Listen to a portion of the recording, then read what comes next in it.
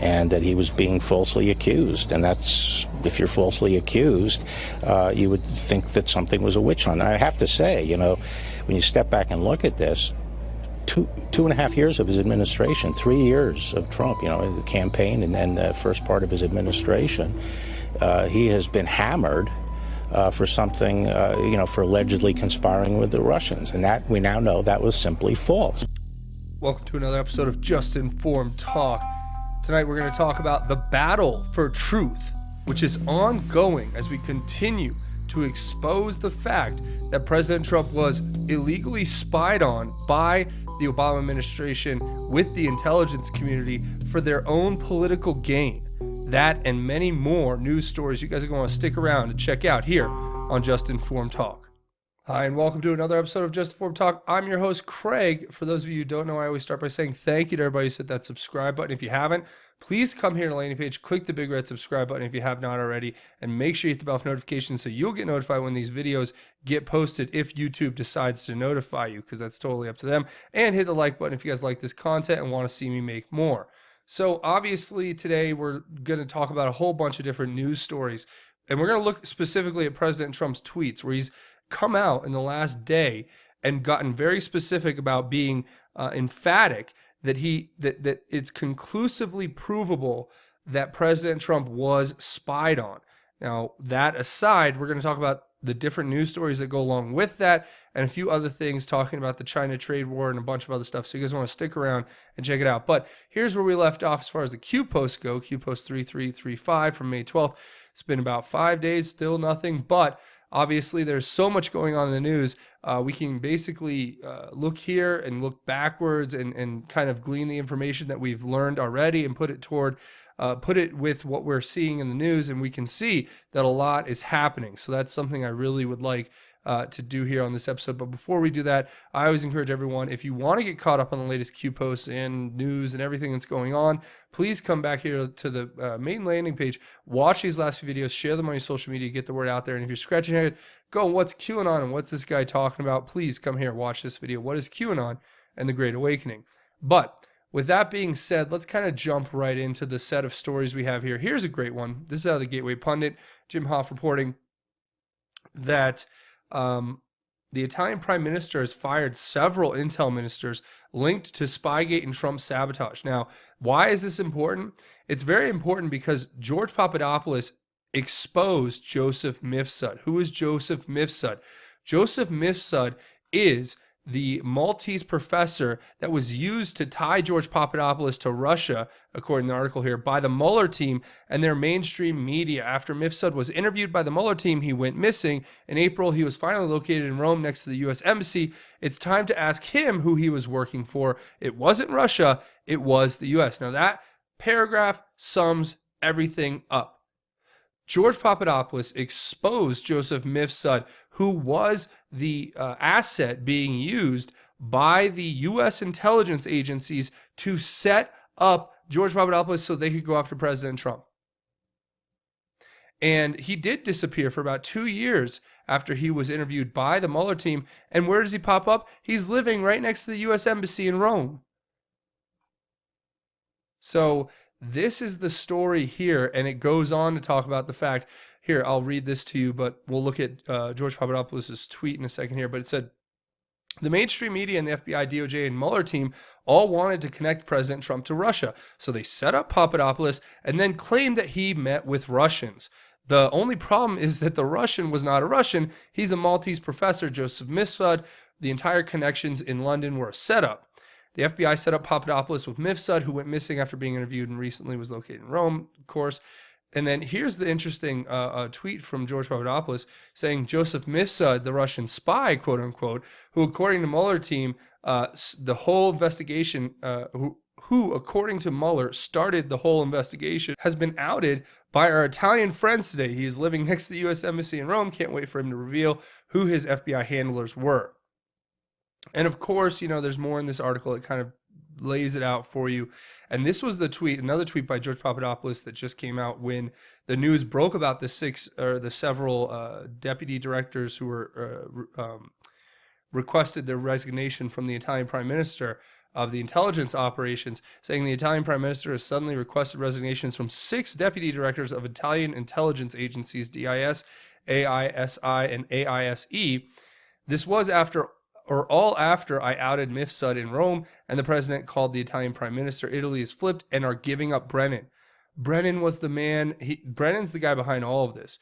And if you want to get into the weeds, go check out the AmericanReport.org. Go check out Mary Fanning's work and Alan Jones' work. I've detailed it here on the channel. If you guys want to, come back here, watch this video, Hammer Time. It'll explain everything you need to know about how Brennan and Clapper and Comey were all in the same boat, helping the Obama administration to abuse not only the FISA court, but to abuse the secret surveillance tools of the intelligence community against their political adversaries. This is not something to be taken lightly, and President Trump is not having it either. Here's his latest tweet talking about his campaign, saying, "My campaign for president was conclusively spied on. Nothing like this has ever happened in American politics. A really bad situation. Treason means long jail sentences, and this was treason." So let me just make this very clear. John Brennan, James Clapper, James Comey, treason means long jail sentences. Hussein, Clinton, you guys are being put on notice here. When you commit treason against this country by doing what you've done, you are the enemy of the people. And that's a phrase that President Trump uses a lot when he talks about the fake news being the enemy of the people. Well, really, the true enemies of the people are the politicians and unelected bureaucrats who abused our law enforcement departments and abused the Department of Justice in order to affect their own political gains. Now, that to me is not only a violation of the trust that the American people put in these individuals, especially the elected ones who are helping to appoint these bureaucrats, but not only that, it's a violation of the Constitution. It's a violation of law. And when you break the law and you are indicted and you are brought to trial, and if you are convicted, you do get a long jail sentence. And this is what we're up against. So, and think about this in some sort of like three-dimensional warfare. President Trump's getting it from every angle. He's got these former politicians and former bureaucrats who have been trying to spy on him and set him up for about 3 years now, probably longer. Then you have the fake news media who's weaponizing all of this fake intelligence to continue to harass the president. Then you have the social media companies who are completely doing everything in their power to game their algorithms and networks against the president. I mean, I just tweeted this out today, and I think it stands true. And I was saying, basically, I said, Facebook is currently working to interfere in the 2020 election by weaponizing one of the world's most influential social media platforms by banning dissidents, i.e. conservatives, and slowly boosting the voices of the far left authoritarian fascists, i.e. progressives. They want war. Now, I mean that in the sense of they can't do this and expect there's not going to be a pushback by people who don't want to be censored out of existence or deplatformed or have their voices turned down so much that they can't effectively have a voice in the open platform that they're supposedly giving us. And I'm talking about Facebook specifically. Now, of course, this goes into what's going on at the border. People can't even say what the truth about what's happening at the border. This is another great story of the Gateway Pundit, talking about President Trump's plans to invoke Insurrection Act to remove illegal aliens from the United States. And I thought, wow, what is what is the Insurrection Act? And this is a fascinating thing because it hasn't been used very much. I think the last time it was used was under H.W. Bush, and that was, and I believe that was it. But here's a good explanation of it. So one of the officials in the Trump administration was saying that they plan to use the Insurrection Act to basically take all of these people who have entered our country illegally and deport them. And I'm 100% for this. And how could you not be? I mean, there is an invasion of people crossing our border illegally who don't have citizenship. We have no idea who they are, where they are, and they're living inside of our country. And everyone's just like, oh, but it's the humanitarian thing to do is to not say anything and to be polite. Well, how's that going over in Europe? I'm pretty sure they're completely overrun. Their welfare systems are collapsing. The welfare state is in disarray. People are upset. People are mad. People are being exposed to violence. They're being exposed to all types of prejudice. I mean, a lot of the ideologies that come with people on that end, have conflicting, or they directly conflict with the ideologies of Western society. So this is really getting bad. But I like this quote. It says, "We're doing the Insurrection Act," one official said. "Under the Insurrection Act of 1807, the president has the authority to use the National Guard and military in order to combat unlawful obstruction or rebellion within U.S. borders. The act was last invoked in 1992 by George H.W. Bush to quell the Los Angeles riots, and was also used by Eisenhower in 1957 to enforce school desegregation in the South. An official expressed concerns that Trump's use of the act's powers would face legal challenges, pointing to the lawsuits against the president's travel ban from majority Muslim countries. However, as the official noted, the travel ban ultimately prevailed in the Supreme Court. In addition to the Insurrection Act, the president is also considering declaring the country full and insisting that the U.S. can no longer handle the massive influx of illegal immigrants. 2019 is currently on pace to reach the highest levels of illegal immigration in a decade. So this is a problem, and this is not just a problem.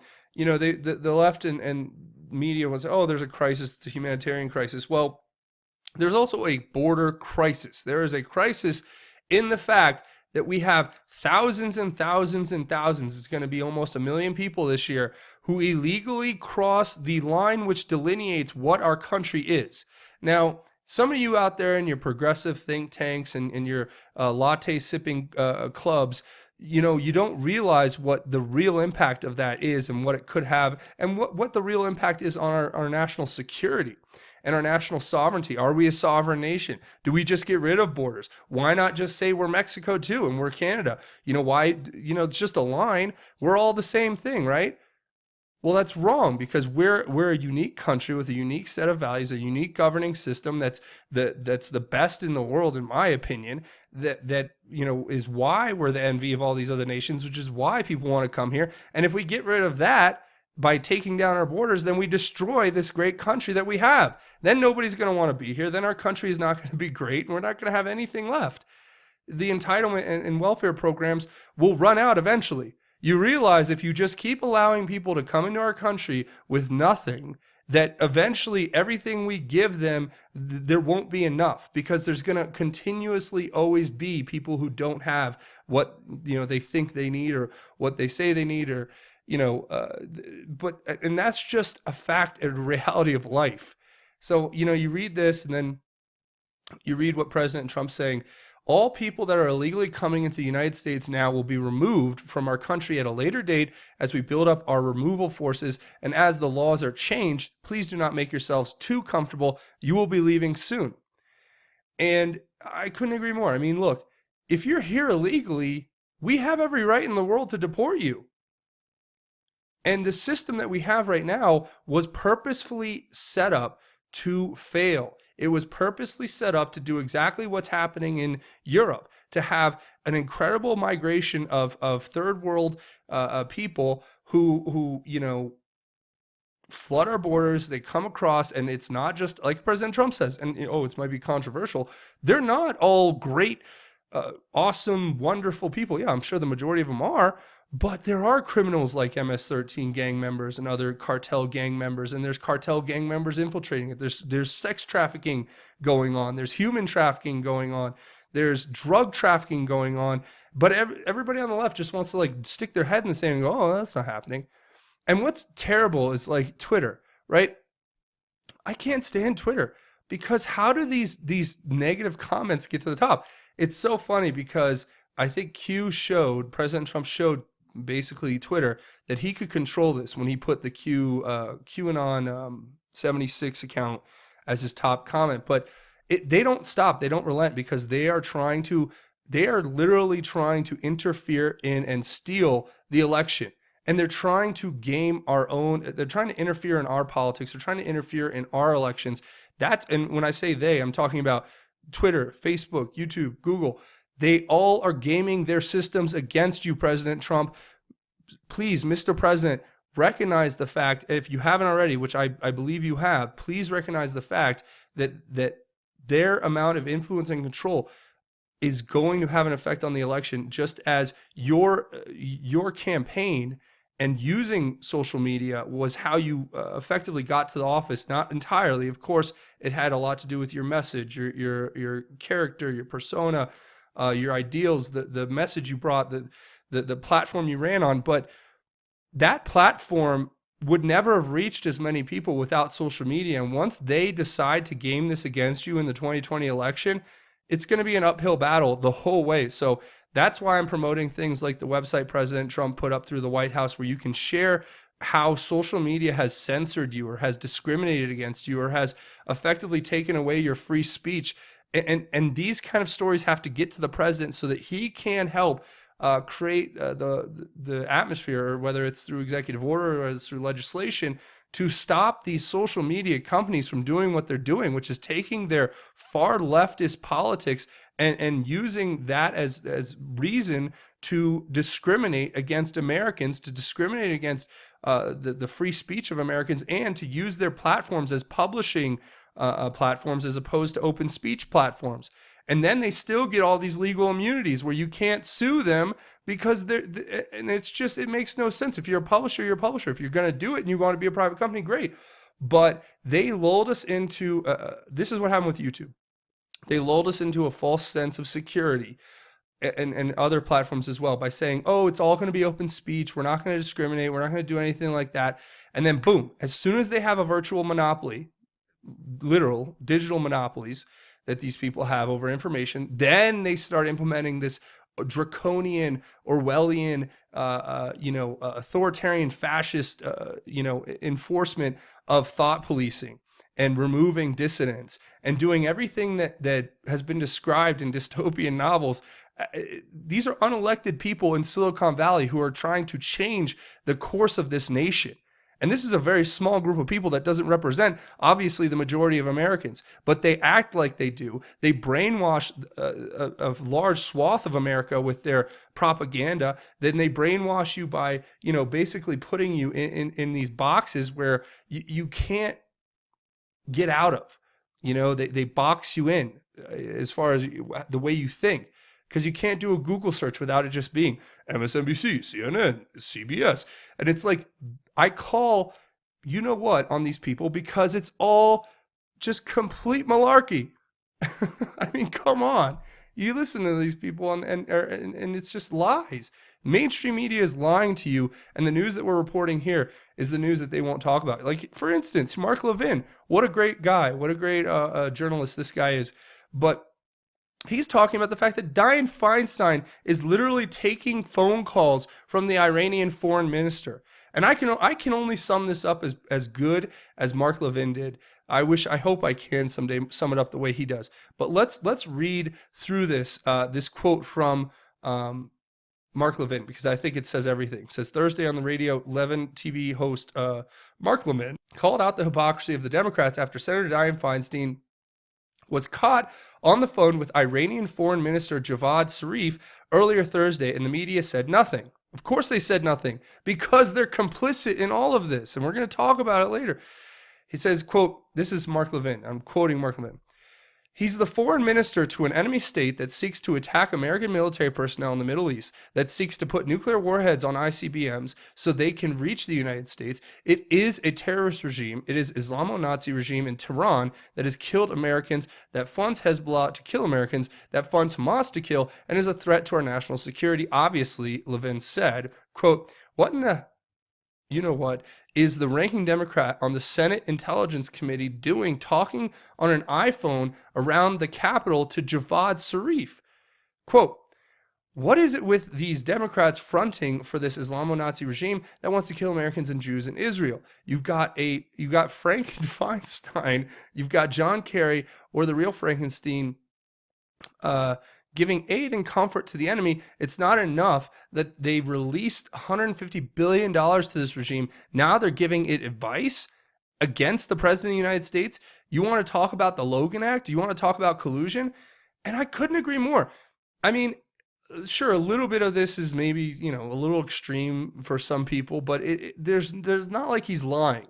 I mean, the truth sometimes can be, you know, whatever you want to call it, you know, disturbing. But look, these people inside of Congress are calling the foreign minister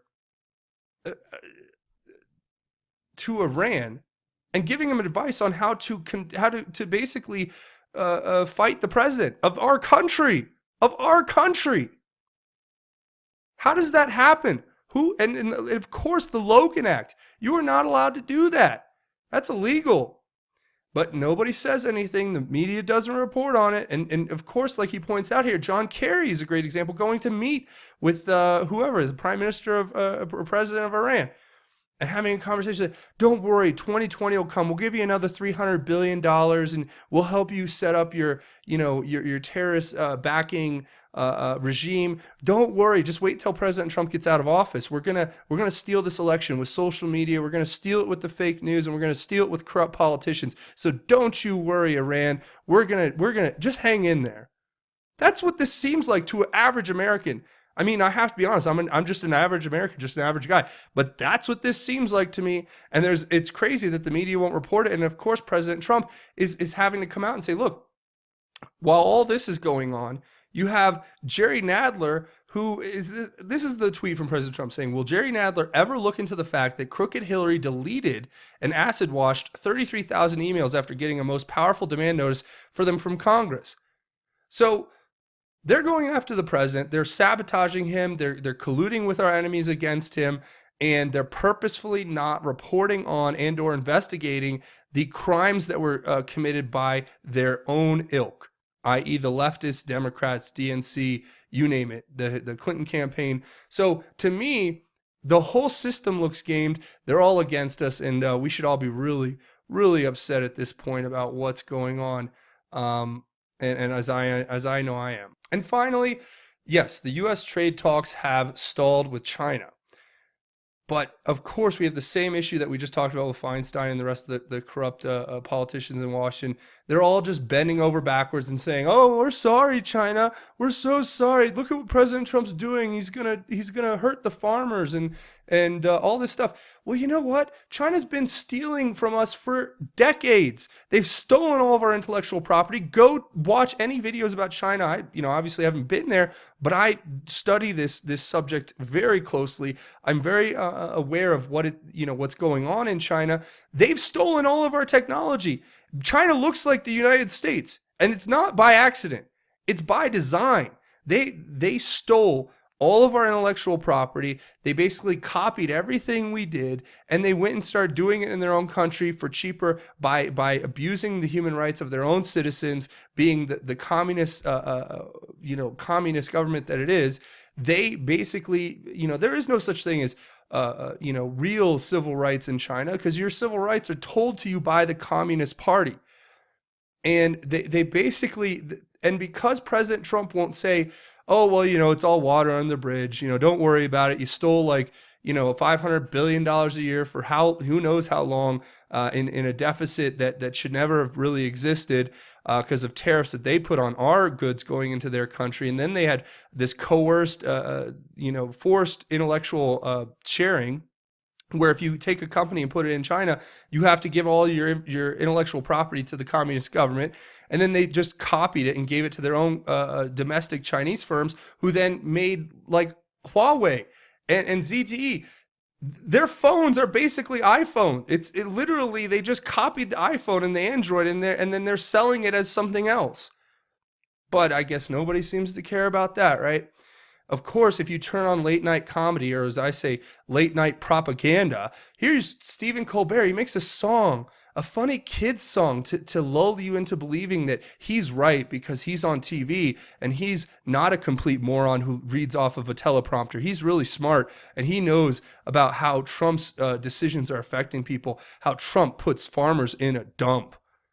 Oh man, just really thoughtful, thought-provoking stuff there. And the weaponized late-night media propagandists strike again with their not funny attack on America.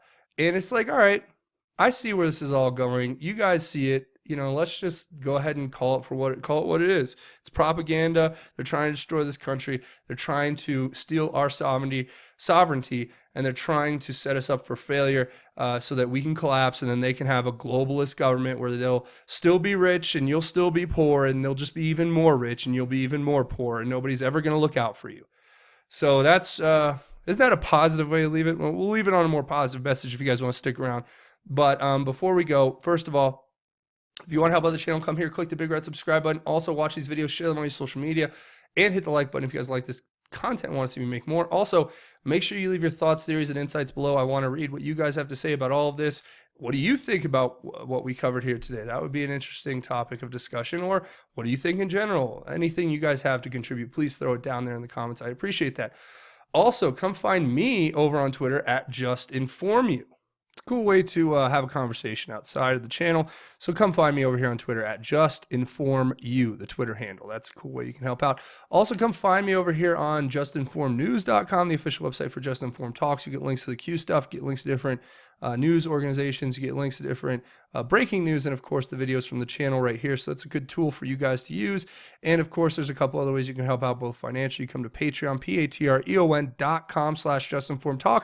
It's a monthly donation for this crowdfunding website. You come here, click this button to become a patron, set it and forget it, and know you're helping create content on this channel regularly. You guys are what keep this channel alive. Also, you can come over here and find me on GoFundMe if you want to make a one-time or an anonymous donation.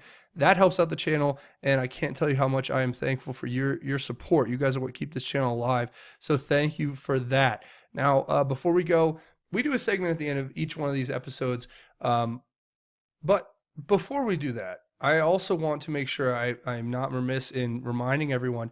I'll leave a link to this at the bottom in the video, in the description. This is the official website the White House has put forth for you to submit your story of how social media platforms have basically squashed your freedom of speech. Now, it says here, social media platforms should advance freedom of speech, yet too many Americans have seen their accounts suspended, banned, or fraudulently reported for unclear violations of user policies. Yeah, I know all about all those, and I'm sure you guys do too. It says, no matter your views, if you suspect political bias caused such an action to be taken against you, share your story with the president, with President Trump. And of course, it's really easy. You just click it and you give your name and some information, and then it'll give you some other places to tell your story about what happened. And obviously, if you've been deplatformed off of Twitter, if you've been suspended on Twitter, if you've been deplatformed off Facebook, you've been kicked off Facebook or been put in Facebook jail, or you hit like on this video and it keeps changing to unlike, or to turning it off, or you don't get notified when these videos get posted, or you can't find this channel. I've had people tell me all types of stuff. They get unsubscribed, they can't find the channel. It's beyond me. So I'll leave a link to this if you guys want to tell your story to the president. I encourage you to go and do that. But before we go, we do a segment at the end of each one of these episodes called God's Grace is Greater, where we talk about God's grace and how it is truly greater. And in this one, I want to talk about the book of Galatians, a piece of scripture here out of chapter 5. It's the first verse. And I think this first verse, it's talking about the freedom of the Christian, meaning what's our freedom look like. And I think this sums it up, this one sentence. It says, Christ has liberated us into freedom. Therefore, stand firm and don't submit again to a yoke of slavery. God has given us freedom inherently in who we are and how we live. And that freedom we have to fight for every day. And fighting for it means standing firm in your conviction, in your faith and belief that your freedom is and has been given to you. You've been liberated through the blood of Jesus Christ that was shed for our sins, so that we may be forgiven, so that we may have eternal life. That's the freedom we have. And it says, don't submit again to a yoke of slavery. Now, for those of you who don't know what a yoke is, you ever seen a water buffalo maybe, and they put a harness around their neck? Usually it's like wooden, and it's what they use to draw either a plow or draw a cart. That's what a yoke is. And in this sense, it's saying don't let yourself be conformed to the evil and corruption and just complete unrighteousness that surrounds you. That's really what I think it's calling us to do, is to stand up against that. So that's where I'm going to leave it. And I want to say thank you guys for watching again. Hit the subscribe button. Make sure you hit the bell for notifications. Also hit the like button if you guys like this content and want to see more. That's going to be it for me. I want to say thanks for watching Just Informed Talk. My name is Craig. Godspeed and God bless each and every one of you, Patriots.